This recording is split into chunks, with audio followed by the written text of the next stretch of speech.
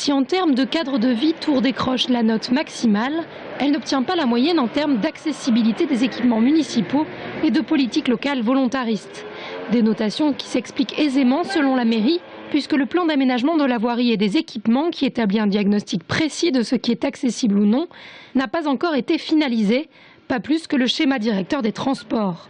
Des travaux qui sont en cours. Je tiens quand même à dire que ce classement ne veut pas dire que la ville de Tours n'est pas une ville accessible, bien au contraire. Je pense qu'en l'espace de 10 ans, la ville a fait un travail sur elle important et l'accessibilité a été améliorée, je dirais, elle a été même multipliée par 10. La mairie a effectivement beaucoup travaillé sur l'accessibilité des établissements scolaires, mais aussi sur tout ce qui a trait au sport et loisirs. Pour la voirie, les travaux se font peu à peu, mais ils ne suffisent pas puisque souvent, il y a aussi un problème de civisme.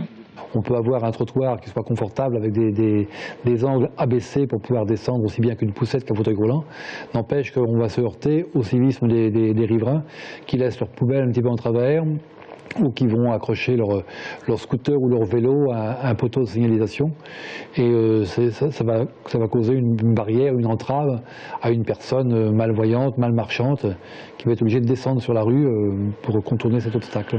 Pour les malvoyants, il y a encore du chemin à parcourir d'ici 2015.